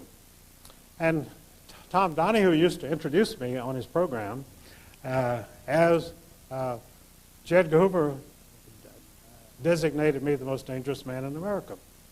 And so, which he did for years. And so Rush Limbaugh was growing very rapidly at that time, and he had the program immediately following Tom Donahue. So he would listen to Tom, introducing me as the most dangerous man in America. So Rush appropriated the title for himself. He began to advertise all over the United States, Rush Limbaugh, the most dangerous man in America. And of course, Rush was about as dangerous as a carrot, you know. No threat to anybody. But he used that for a couple of years, and he finally dropped it because it was so ridiculous that he couldn't carry it on any longer. But they put Tom Donahue out of business because he was on the program for hours a day saying, you've got to get Eustace Mullins' books, and talking about the Federal Reserve book and my other books. And they were selling them like hotcake, and Chuck Harder was too. So they sent a reporter down from New York to take care of Chuck Harder. And the way he did it, he came to Chuck and he lied. He said, we want to do a big spread on you in the New York Times. And he wasn't even with the New York Times. He was a Nation correspondent. And but Chuck didn't know that, didn't check him out. And Chuck thought, boy, I'm going to have a big spread in the New York Times. This is going to be great. And so he invited the guy into his hotel there and wined and dined him and showed him all of his operation, let him go through his files. So the guy goes back and writes a series of articles.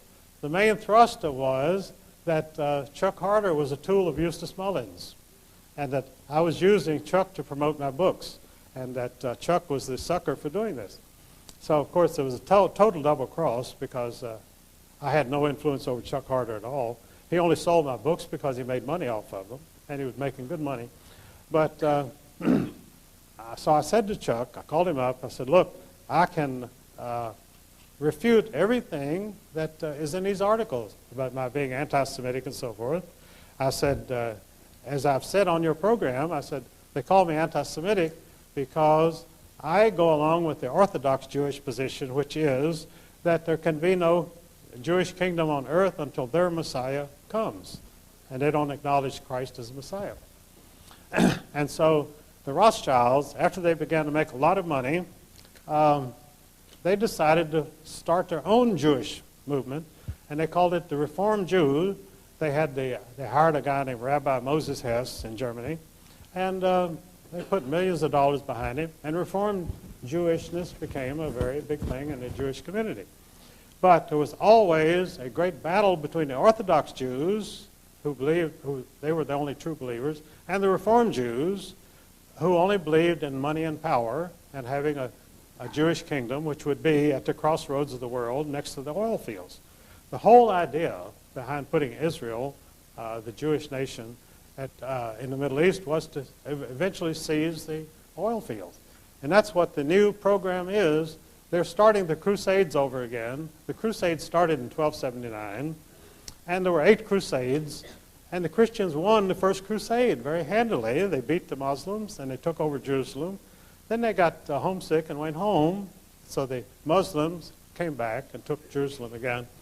And then 5 more times, the Crusaders came back, and each time the Muslims beat them because they'd learned how to fight them. So we only won the first Crusade. So when you talk about a crusade between 1,900,000 Christians and 1 billion Muslims, obviously the Christians outnumber them and should win. But the fact is that they don't know how to fight in the Middle East, and they never will learn. And the Israelis only fight in the Middle East by terrorism. That's the only thing they know. And so that's how they've survived this long, with American armaments and terrorism.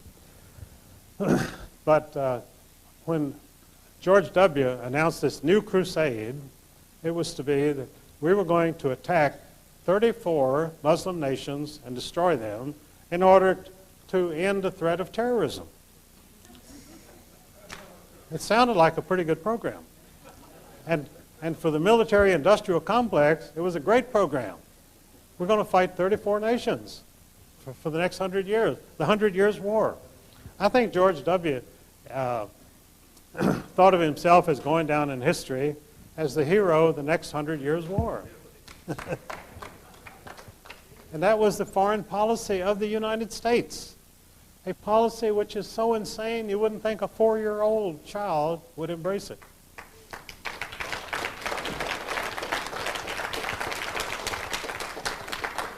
And even today, it's the only foreign policy we have. We have no other foreign policy.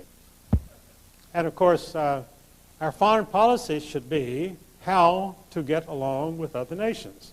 Instead,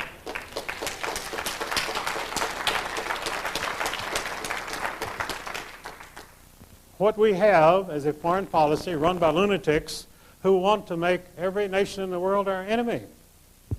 And the rest of the world is not particularly interested in being the enemy of America. They still dream of America. All over the world, people dream of coming to the United States. Not because the streets are paved with gold. They know that's not true any longer. But the gold is in the Federal Reserve Bank of New York. But it's a place of opportunity. And what other countries do not have is opportunity. And because they have no opportunity, they have no chance to improve their standing, to improve their income. There's no place there that they can do this. So all they can do is immigrate, and immigrate to only one place. Nobody wants to immigrate to China. Nobody wants to immigrate to Africa. They want to immigrate to the United States. This is the only country in the world that everybody else in the world dreams about. Because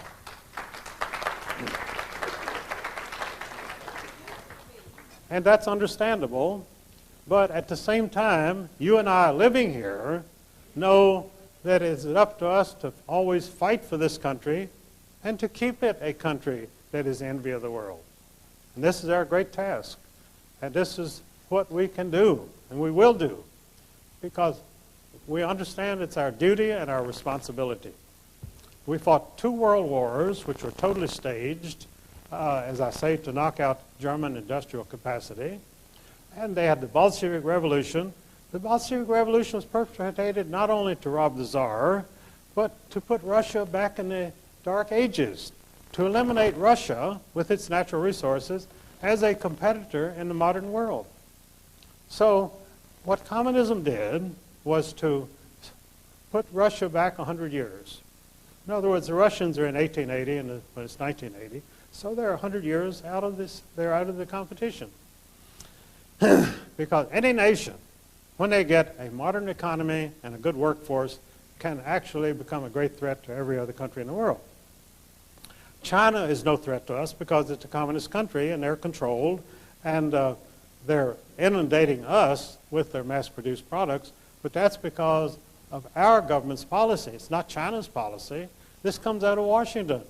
Why did President Clinton cultivate the Japanese and accept millions of dollars in bribes for them?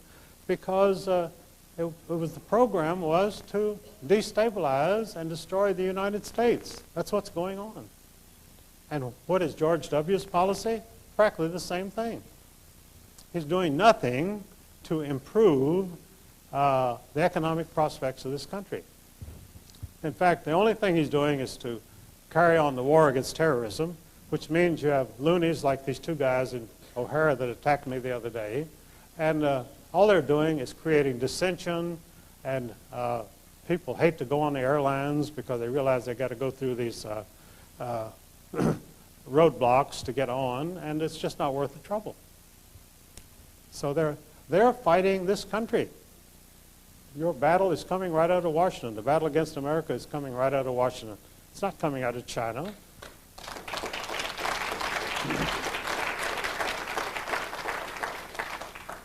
And if it's a battle against America, what is it? It's a conspiracy, and that's why you're here, to find out about the conspiracy. They could not do this without a conspiracy. If one person in Washington would stand up and say, I stand for America, see what the bumper stickers they put out, they say, you stand behind this country, stand behind the USA. They don't say, we stand in front of the USA, we stand behind. And because they're behind, we're behind. And that's where we are today. Language is very important. So all the slogans that came out of the 9/11 show the total poverty and hopelessness of these people because they're living in the past. They cannot face the future. And the future belongs to America. And we will have the future if we exercise our responsibilities.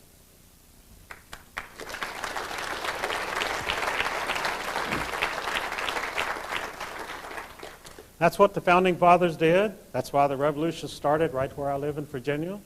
And the people there have not changed. They're fighters. But because they're so misled, we have 2 senators from the state of Virginia who are absolute incompetent numbskulls. And in fact, I filed legal papers last week in which I pointed out that after the Civil War, the war between the states, the federal government continued martial law and military occupation of the southern states for 12 years till 1877. Not much is said about that in the history books, but the fact is that the southern states were not allowed to recover economically because of the martial law. And finally, Rutherford B. Hayes, who had been a general in the Union Army during the Civil War, decided that there was enough of this. And he ran for president and said he would withdraw the occupation. And it was one of the most bitter fought presidential campaigns of all time because the terrorists in Washington were determined to maintain martial law in the southern states and oppress the southern people. And Hayes won very narrowly, and he withdrew the occupation. But as I pointed out in my legal papers last week. When the military occupation was withdrawn, they left in the southern states puppet political parties, Nazi Quisling type parties. And they have run the southern states ever since. And I pointed out that in the state of Virginia, this was filed with the court, in the state of Virginia we have the scalawags, who are now known as the Democrats, and the carpetbaggers, who are now known as Republicans.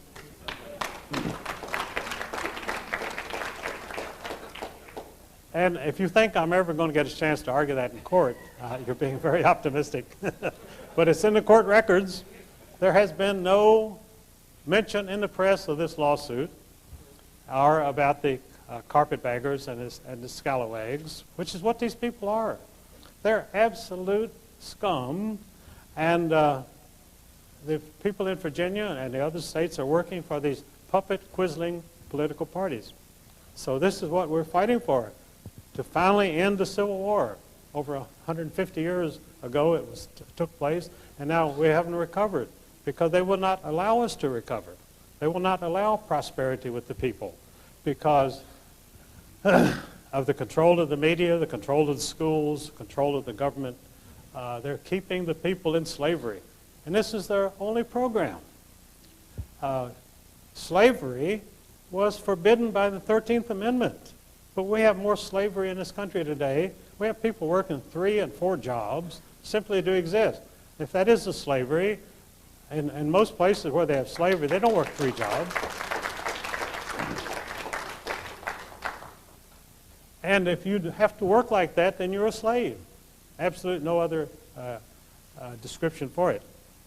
So what I call for is the liberation of America, the restoration of freedom to the American people. That's my program. Now, if you don't like it, okay, but that's what I'm going on. And I believe that the American people themselves realize the necessity for this, the necessity for breaking off from this conspiracy of lies. They call it the conspiracy of dunces, which is not personally directed at W, but you know, if it fits, all right.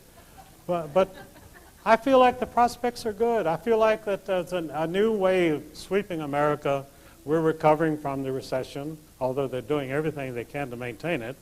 The recovery has been very slow because we take, as Lenin said, you take 1 step forward and 2 steps backwards. And that's what the government is doing today, 1 step forward and 2 steps backwards. And that's keeping us down. But we'll grow out of it, and the American ingenuity will lead us out of it, and that is my prospect for the future.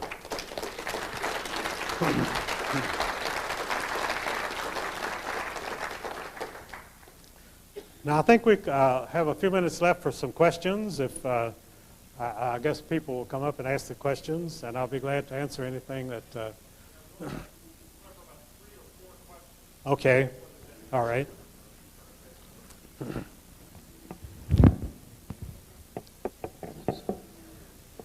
Hello? Okay. My question is, you mentioned something about working, I believe, for the Joe McCarthy Foundation?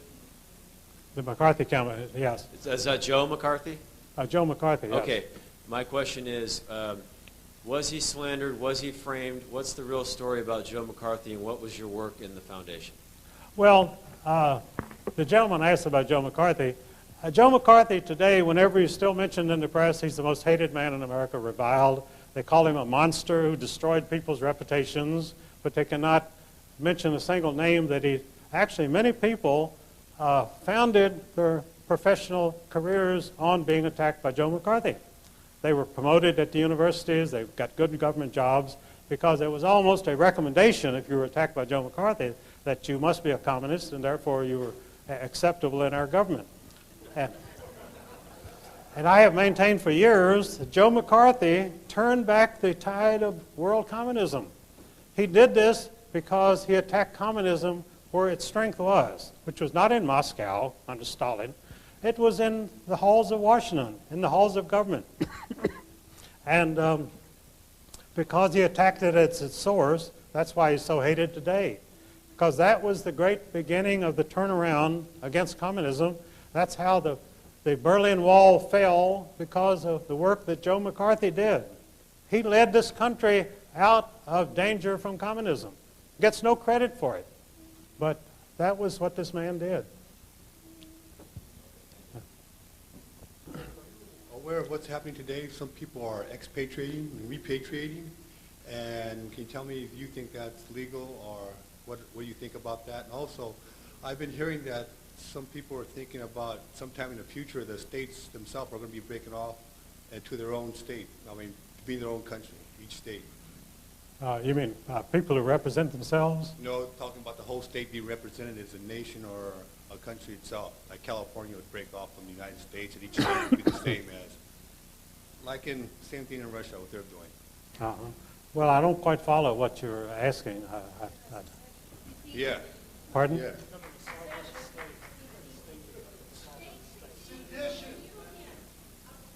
Having their own state? Oh, independent state, absolutely. Well, that's what this country was founded, as a compact of independent states.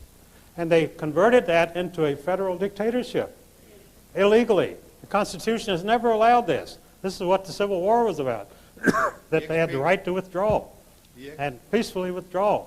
And Lincoln violated that. Well, actually, the attack on Fort Sumter was orchestrated by the Scottish Rite in Charleston, South Carolina, and that was the pretext for the whole war. The Southerners never had any idea there would be a war. There was no reason for a war. The point I'm trying to get across, do you see that coming for each state to break off by itself? Yes. And also about the expatriation and repatriation, have you heard of that? And what do you know of it?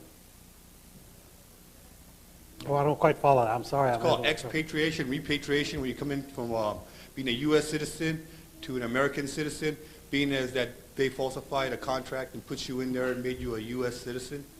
Oh, that's absolutely true. I understand what you're saying now. There's a great deal of information going out about what it means to be a U.S. citizen and a United States citizen and so forth.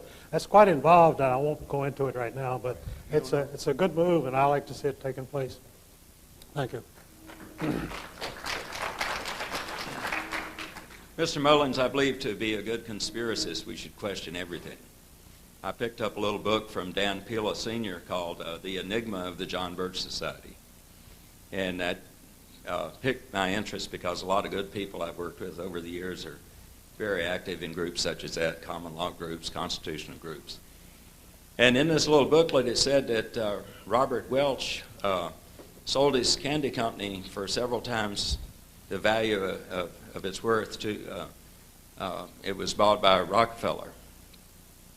Not sure which one, but in a sense then Rockefeller money founded the John Birch Society. Do you have any knowledge about that or comments about it? And if so, would that not make the John Birch Society very suspect in the Patriot movement? Oh, I certainly do. In fact, I know personally that Nelson Rockefeller organized the John Birch Society because, no, this is true. I know two people were at the meeting where he organized it and agreed to buy the Welch Candy Company, which didn't belong to Robert Welch, it belonged to his brother John. Robert Welch had a candy company, which had gone bankrupt during the Depression, and his brother John hired him for his candy company. And what Nelson Rockefeller agreed to do was that National Biscuit Company would buy the Welch Candy Company and make Welch independent so he could devote all of his time to the John Birch Society. That was a deal. It was a straight business deal. And his brother continued as a director of Nabisco. And today, if you look in Standard & Poor's, you'll see that John Welch Jr., Robert Welch's nephew, is still a director of Nabisco. So that was all arranged, and Revelo Oliver, one of the founders of the John Birch Society, who was a good friend of mine, told me that Nelson Rockefeller maintained a $250,000 rollover account at Chase Manhattan Bank so that Welch could meet his payroll. And whenever he drew on that, Rockefeller would replace the money. So Robert Welch was simply an employee of Nelson Rockefeller. Thank you very much. When referring to the people that hate this country and its people, you referred to Billy Crystal. Were you talking about the actor? Well, the Billy Crystal I'm talking about is a would-be actor. All right. All right. But the other Billy Crystal is an established actor, a comedian who has never done or said anything funny, but you can get away with that in Hollywood. All right. But the other Billy Crystal was the son of a famous socialist in New York called Irving Kristol. Irving Kristol was a leading socialist writer all of his life in New York, and his son Billy then became the senior Bush's chief of staff when Bush was Reagan's vice president. But since W became president, he won't have anything to do with Billy Crystal because Billy Crystal became so notorious as the head of the Israeli fifth column in the United States that you can't have him in any government position whatsoever. But I call him Billy Crystal because to me he's a joke. Who in the government right now is part of the Israeli fifth column then? What offices? Who? Who in the government right now? What offices do they hold? Are part of the fifth column? The acting Secretary of Defense, Paul Wolfowitz, is one of the leaders of the Israeli fifth column. In fact, he is running the Defense Department because Rumsfeld is doing the public relations and appearing on television every day to promote the thing. So it's actually Wolfowitz who's running the thing. So here you have an Israeli fifth columnist running the Defense Department. All right, thank you. Yes.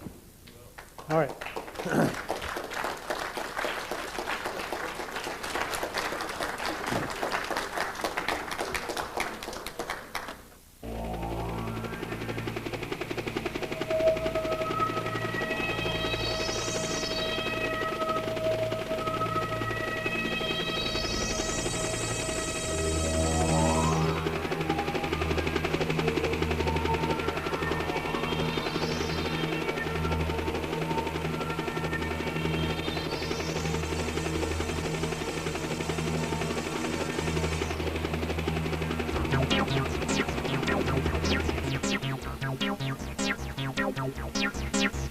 Thank you.